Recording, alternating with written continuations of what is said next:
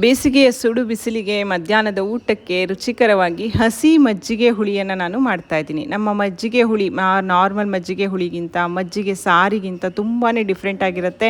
ಮಾಡೋದಂತೂ ತುಂಬಾ ಸುಲಭ.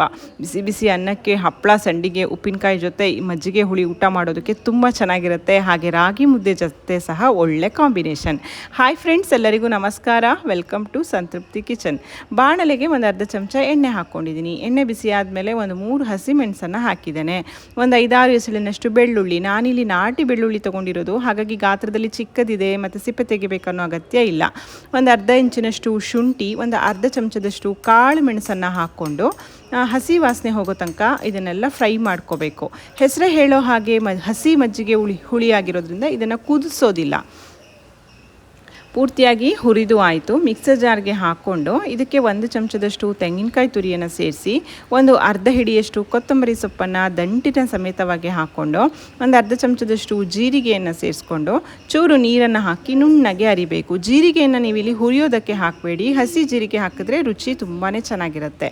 ನೋಡಿ, ಇವಾಗ ಹಸಿ ಮಜ್ಜಿಗೆ ಹುಳಿಗೆ ಮಸಾಲೆ ತಯಾರಾಯಿತು. ಈಗ ಮಜ್ಜಿಗೆಯನ್ನು ತಯಾರು ಮಾಡ್ಕೊಳ್ಳೋಣ. ದಪ್ಪವಾಗಿರುವಂತಹ ಮೊಸರನ್ನು 1.5 ಕಪ್ಪಿನಷ್ಟು ನಾನು ತೊಗೊಂಡಿದ್ದೇನೆ. ನೀವು ಎಷ್ಟು ಜನರಿಗೆ ಮಾಡ್ತೀರಿ ಅನ್ನೋದ್ರ ಮೇಲೆ ಮೊಸರನ್ನು ತೊಗೊಳ್ಳಿ. ಮೊಸರಿಗೆ 1 ಕಪ್ಪಿನಷ್ಟು ನೀರನ್ನು ಸೇರಿಸ್ಕೊಂಡು ಗಂಟುಗಳನ್ನೆಲ್ಲ ಒಡ್ಕೊಂಡು ಕಡೆತಾ ಇದ್ದೀನಿ. ಕಡೆದಂತಹ ಮಜ್ಜಿಗೆಯನ್ನು ಹಾಕೋದ್ರಿಂದ ರುಚಿ ಚೆನ್ನಾಗಿರುತ್ತೆ. ತುಂಬ ನೀರನ್ನು ಹಾಕ್ಕೊಂಡು ಮಜ್ಜಿಗೆಯನ್ನು ನೀರು ಮಾಡ್ಕೋಬೇಡಿ, ಸ್ವಲ್ಪ ದಪ್ಪವಾಗಿ ಇರಲಿ. ಆದಷ್ಟು ಹುಳಿ ಕಡಿಮೆ ಇರುವಂತಹ ಮೊಸರನ್ನು ತೊಗೊಳ್ಳಿ. ಈಗ ಬಾಣಲೆಗೆ 1 ಚಮಚದಷ್ಟು ಎಣ್ಣೆ ಹಾಕಿ, ಎಣ್ಣೆ ಬಿಸಿ ಆದಮೇಲೆ ಒಂದು ಅರ್ಧ ಚಮಚದಷ್ಟು ಸಾಸಿವೆಯನ್ನು ಹಾಕ್ತಾ ಇದ್ದೇನೆ.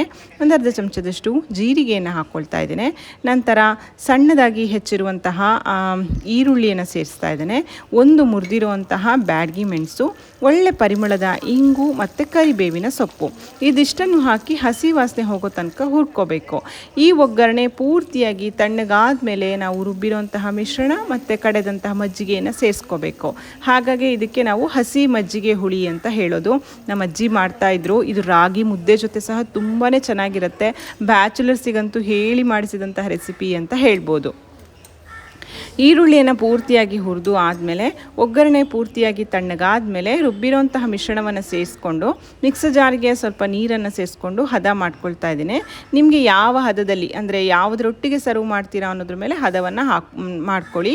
ನಾನು ಕಡೆದಂತಹ ಮಜ್ಜಿಗೆಯನ್ನು ಸಹ ಸೇರಿಸಿ ರುಚಿಗೆ ತಕ್ಕಷ್ಟು ಉಪ್ಪನ್ನು ಹಾಕಿ ಚೆನ್ನಾಗಿ ಮಿಕ್ಸ್ ಮಾಡಿದ್ರೆ ರುಚಿಯಾಗಿರುವಂತಹ ಹಸಿ ಮಜ್ಜಿಗೆ ಹುಳಿ ತಯಾರಾಗುತ್ತೆ. ಹೇಗಿರುತ್ತೋ ಏನೋ ಅಂತ ಅಂದ್ಕೋಬೇಡಿ ಫ್ರೆಂಡ್ಸ್, ತುಂಬ ಚೆನ್ನಾಗಿರುತ್ತೆ ಇದು.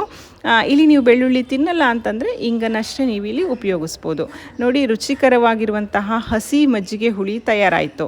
ನಾನಿದನ್ನು ಬಿಸಿ ಬಿಸಿ ಅನ್ನದೊಟ್ಟಿಗೆ ಸರ್ವ್ ಮಾಡ್ಕೊತಾ ಇದ್ದೀನಿ. ಇದನ್ನು ನೀವು ರಾತ್ರಿಗೆ ಇಡೋದಕ್ಕೆ ಬರೋದಿಲ್ಲ, ಒಂದು ಟೈಮಿಗಷ್ಟೇ ಮಾಡಿ ಖಾಲಿ ಮಾಡಬೇಕಾಗತ್ತೆ. ನಾನು ಬಿಸಿ ಬಿಸಿ ಅನ್ನದೊಟ್ಟಿಗೆ ಮಜ್ಜಿಗೆ ಹುಳಿಯನ್ನು ಸರ್ವ್ ಮಾಡ್ಕೊತಾ ಇದ್ದೀನಿ. ವಿಡಿಯೋ ಇಷ್ಟ ಆಗಿದ್ದರೆ ದಯವಿಟ್ಟು ವಿಡಿಯೋನ ಲೈಕ್ ಮಾಡಿ, ಶೇರ್ ಮಾಡಿ, ಕಮೆಂಟ್ ಮಾಡಿ. ಮತ್ತೊಂದು ರುಚಿಯಾದ ಅಡುಗೆಯೊಂದಿಗೆ ಮತ್ತೆ ಸಿಗ್ತೇನೆ. ಅಲ್ಲಿವರೆಗೂ ಧನ್ಯವಾದಗಳು. Thank you for watching. Thank you.